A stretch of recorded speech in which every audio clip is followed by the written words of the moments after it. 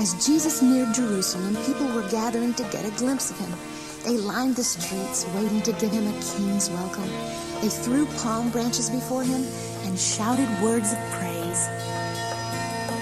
Songs and praises we lay down.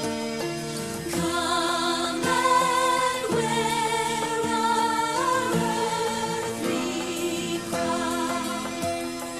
As we open wide our gates, come we sing our songs of praise. Oh, high and holy and great, Jesus Emmanuel. Oh, high and holy and great, to you we sing, we sing. Oh, high and holy, Jesus Emmanuel. You are the only worthy, Jesus our King, Jesus our King. Oh, high and holy, Jesus Emmanuel. Oh, high and holy, to you we sing, we sing. Oh, high and holy Jesus Emmanuel. You are the only one. It's Jesus our King, Jesus our King. Oh, high and holy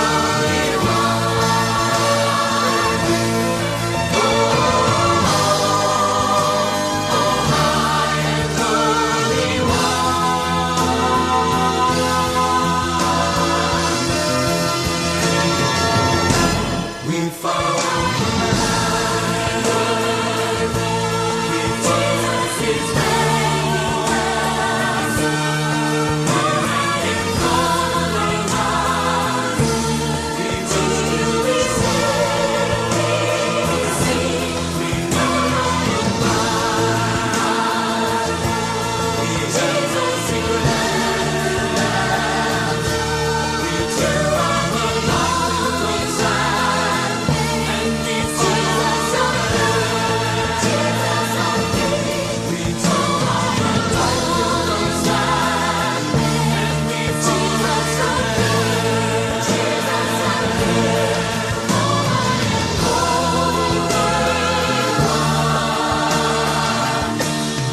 Jesus our King, Jesus our King.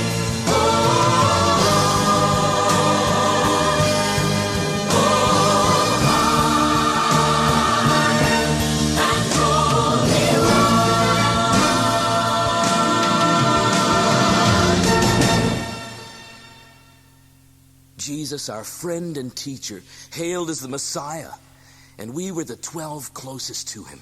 It was like riding a tidal wave of power. That night, as we celebrated Passover with him, some of us began arguing about which would be the greatest in his kingdom. Jesus only smiled wearily and shook his head as if to say, "Oh, my friends, when will you learn?" Then he wrapped a towel around his waist, took a basin of water, and washed our feet. He let us see him not as a king, but as a servant.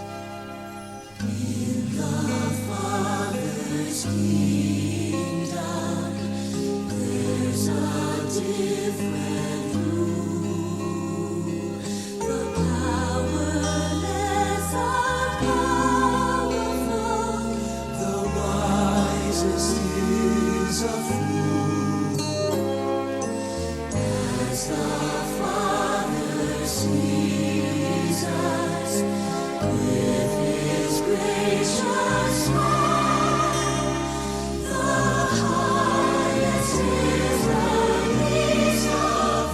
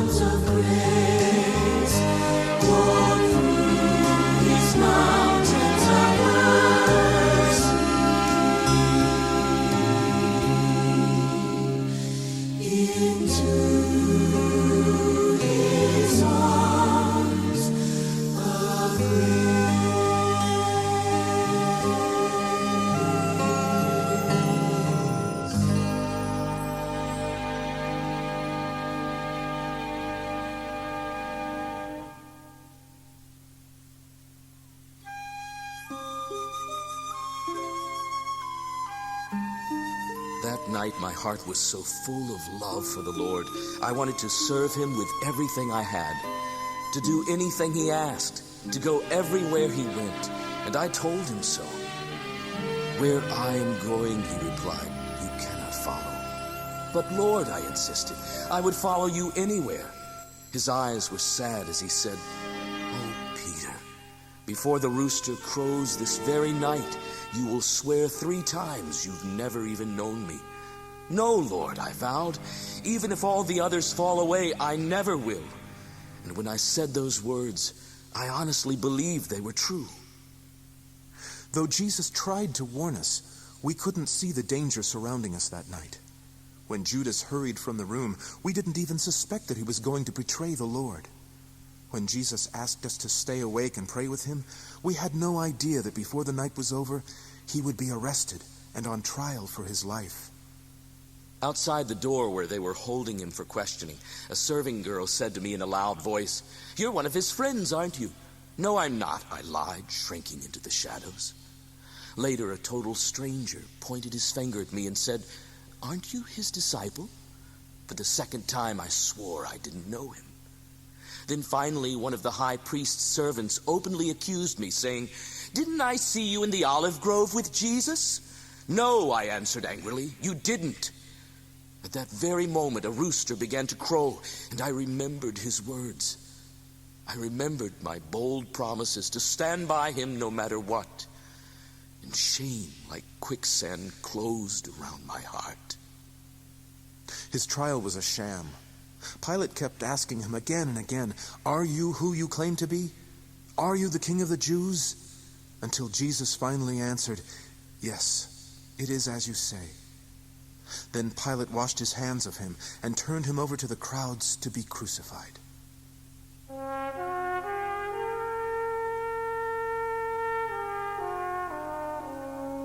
We watched the soldiers strip him and savagely beat him.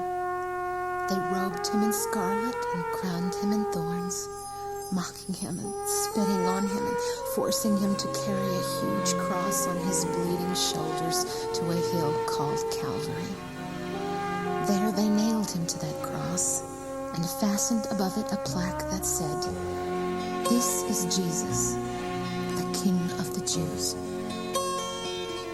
When I survey the wondrous cross on which the Prince of Glory died, my richest gain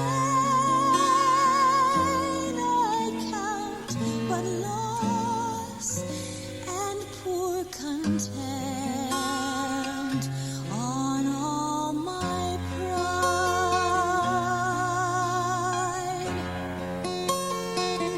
See from his head, his hands, his feet, sorrow and love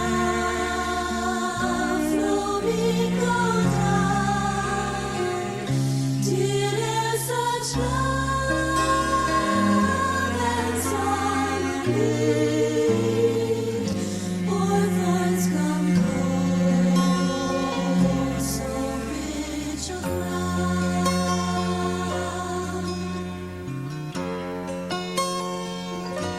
Who is this man who freely dies? This man of sorrow filled with grief. Who is this man of sighs? The Lord of lords, the Prince of Peace.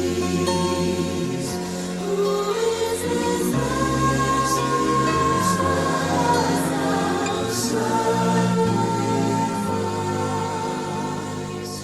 The Lord of lords, the Prince of Peace.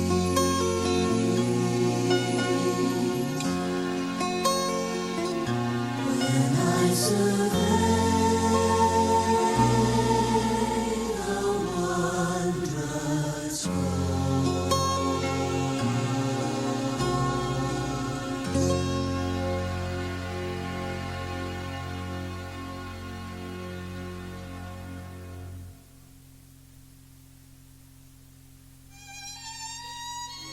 I know now what I did not know then. I know beyond guessing, hoping, and wishing. I know who Jesus Christ is. He is the bridge of mercy between my sin and God's holiness. He died on the cross for every one of us who has ever let him down. For the self-righteous Pharisees who could not understand his grace. For the mockers and thrill-seekers who came to the cross just to see him suffer. And for me, his friend, who denied him when he needed me most.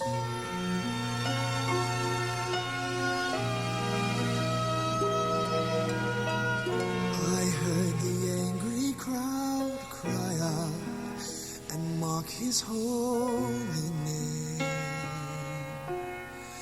They challenged him to save himself. They ridiculed his name. But how could I condemn when I was just as much to blame? Then when I least deserved his grace, that's when I heard him say, Father, forgive them. They don't know what they've done. They do not even know the one they've slain. Father, forgive them. They do not understand. They do not know the man who holds their lives within his hand.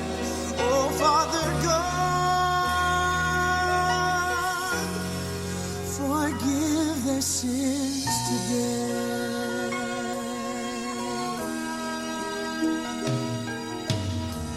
His mercy fell like silent rain and washed my secret soul. His grace embraced my brokenness until my heart was whole. For with his precious blood he paid what only he could pay, and spoke those healing words of love that only he could say. Father, forgive them. They don't know what they've done. They do not even know the one they've slain.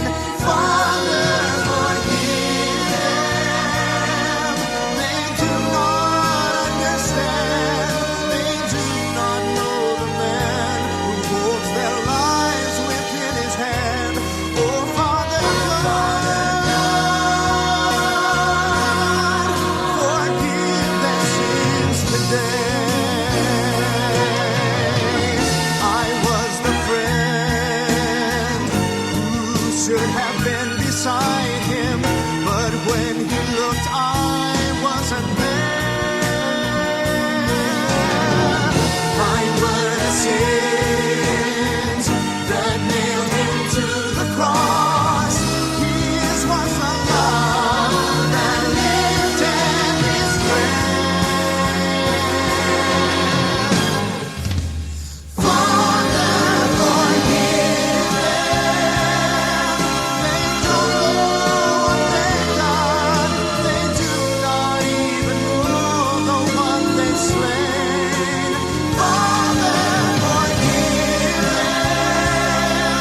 They do not understand. They do not know the man who holds their lives within his hand. Oh, Father God. Oh, Father God. Oh, Father God.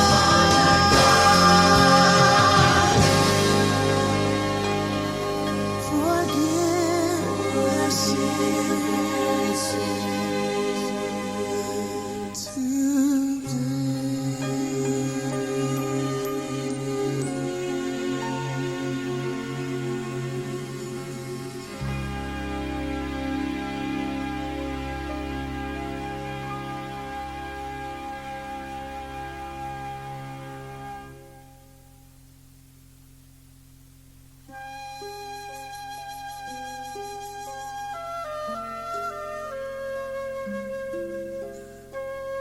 In a borrowed tomb sealed by a huge boulder, the body of my son was laid to rest. All of us seemed to be held in a vice of apprehension and grief, unable to move forward or backward, trapped in the awful reality of what we had witnessed. We waited, huddled together in hiding Friday night and all day Saturday. But finally I could stand it no longer. On Sunday morning, carrying spices to anoint his body, I returned with some of the women to his tomb. But as we drew near, we were suddenly blinded by a brilliant white light.